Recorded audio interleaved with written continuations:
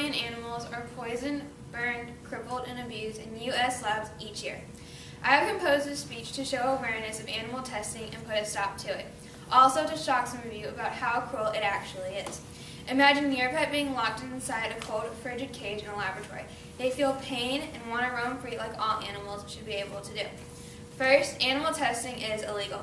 The Animal Welfare Act was signed in 1966. This, however, is the only federal law in the United States that regulates the treatment of animals in research, exhibition, and transport by dealers. This act has minimum requirements that are very ineffective.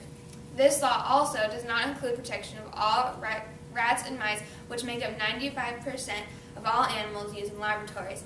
It also does not prohibit excruciating procedures or the killing of animals once experiments are over. It also covers the use of all warm-blooded animals in research except for rats and mice that are bred for research. Certain companies still test on animals even though the Animal Welfare Act is in place. Also, testing on animals is unethical. For example, testing sometimes is unreliable. The Food and Drug Administration reported that 92 out of every 100 drugs that pass an animal test fail in humans according to PETA.org. Companies test on animals because they are more like us, such as mammals. They conduct physiological testing on monkeys because they are mentally like us. Then, if they are so much like us, we should be morally obligated not to test on them. Science has proven that animals think, experience emotion, and feel pain. Animals can be in pain like everybody else. Hurting an animal that feels pain should not be right. It's unethical to send 100 million thinking, feeling animals to life in a laboratory cage, intentionally causing them pain, loneliness, and fear. If we stopped testing on animals, it would not end medical progress. Non-animal methods usually take less time to complete the cruel animal tests that they replace. In addition, tests cost only a fraction of what animal experience costs and are not affected by species indifferences that make applying test results to humans difficult or impossible. Alt Webb says that the use of synthetic skin called chorozotics, which can be used in place of animals to test chemicals for skin. Embryonic stem cell testing has been determined to be a replacement for birth defect testing in rats and rabbits. Many people take the perspective of, oh, they're just animals, they don't mean anything. But they are wrong. Take it from the perspective of an innocent animal.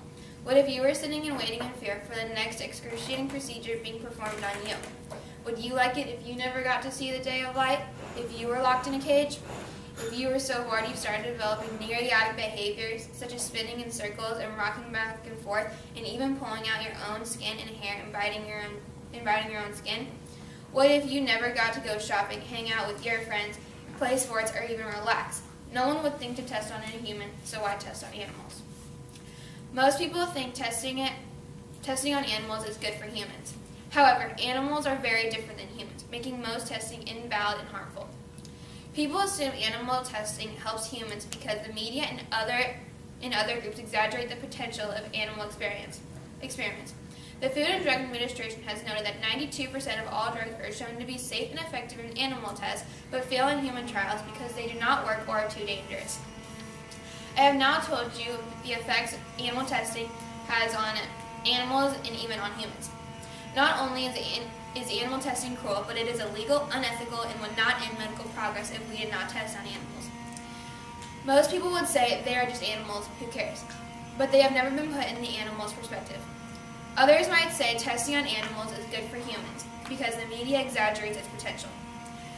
Humans hurt like everyone else, and it is proven that most drug testing does not work. What if you went to the pharmacy to get a drug and a week later you died? Do something.